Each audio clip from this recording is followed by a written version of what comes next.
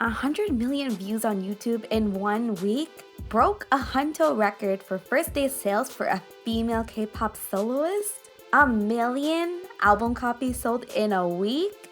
So I'm sure you all know and heard about Jisoo's solo debut, Flower, and I know there have been mixed reviews for the song itself. But whether or not you like the song or not, it's kind of hard to deny how successful it's been. But it got me thinking of the other member solo releases and how big those ones were too. I think other K-pop groups have 1 or 2 members that could probably do well on their own, and the rest of their members are more known within the group and don't have much of a presence by themselves. So it got me wondering, how has Blackpink been able to break that mold and have successful solos and projects for all their members? I think I've got a few reasons, so I'll break them down in this video. But before I get into my thoughts, I just wanted to say, if you like K-pop and K-drama content, make sure to subscribe to my channel and hit the notification bell so that you don't miss a video. Okay, back to the video. So I'll get the most obvious reason out of the way. They're literally members of Blackpink, the biggest K-pop girl group. I'm sure you knew that already, but I'm just pointing it out. It's kind of inevitable that the stans of the group will go support a member's solo efforts, and there are a lot of Blackpink stans.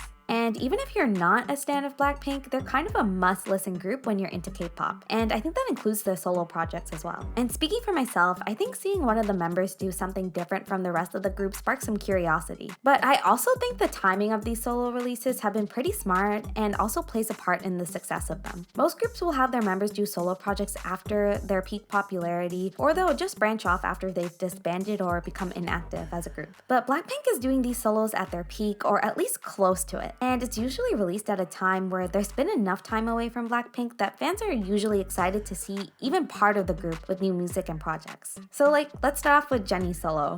So it came out in 2018, a few months after Do, which is probably one of their biggest songs. Solo ended up getting 900 million views on YouTube. Then there's Rosé's solo, On the Ground, which came out in 2021 after a pretty long break from their last comeback in 2020. Rosé's solo broke the record for first week album sales for a K-pop female soloist. Then in 2021, Lisa's solo, Money and La Lisa was released, and that came out after over a year of no new music from Blackpink. Again, another huge success. Money was everywhere on TikTok that year. And even here with Jisoo's solo debut, it's pretty spread out from Blackpink's last comeback. Speaking of spread out, let's be honest, okay? Blackpink has been around for 7 years, and for a group that has that much longevity in the K-pop world, they really don't have much music. Their releases are pretty spread out. They've given us crumbs. Don't get me wrong, those crumbs are iconic and shook K-pop every time, but crumbs are crumbs. In 7 years, they only have 3 EPs and 2 albums. 2. Compare that to other groups around the same age like NCT. They've got 11 albums and 14 EPs. But also they have 1 million members, so more division of work, I guess. Okay, how about Twice? They have 7 albums and 12 EPs. Okay, what about Red Velvet? They've got 3 albums. Okay, about the same. But 14 EPs. Even Fifth Harmony. Even they have more albums than Blackpink. And they're not even a group anymore. I don't even know if they were a group when they were a group. Okay, sorry, I'll stop, you get it. I think the fact that Blackpink itself has such a small discography and a huge fan base boosts whatever content or project comes out, even if it's a solo project. Who knows when the next one will come out?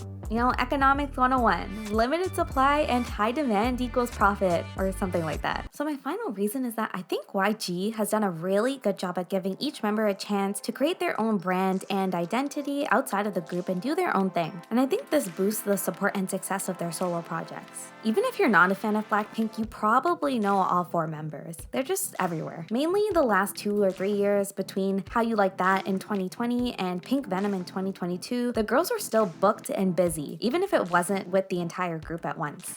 Lisa had her own solo songs, featured on a song with Megan Thee Stallion, DJ Snake, and Ozuna, and was a judge on a girl group survival show called Youth With You. Jennie was pretty involved in the fashion community, she was modeling for Calvin Klein, Harper's Bazaar, and Chanel's Coco Nash. Rosé had her solo songs, and just like Jennie, she was really involved in fashion, becoming the global ambassador for Tiffany & Co. in 2021. And she also got to go to the Met Gala. And Jisoo was acting, and she she made her debut on the K-drama Snowdrop. As a group, we all know how big their star power is, but now they've been able to build that individually, and that probably also helps the success of their solo projects. And going back to my point before, they were doing this while there was a big gap between their comebacks, so fans were probably excited to see any of the members, even if it wasn't a full group comeback or a musical project. And you'd think that their individual star power and reputations might negatively impact the group's releases or make them feel less like a group when they're together. But I actually thought their latest comeback felt the same as usual, and to me they still felt like a group. Maybe their tour is another story though, but I'm not gonna get into that. Maybe their strong group identity is able to stay intact even with their solo projects because these girls just seem to be super close friends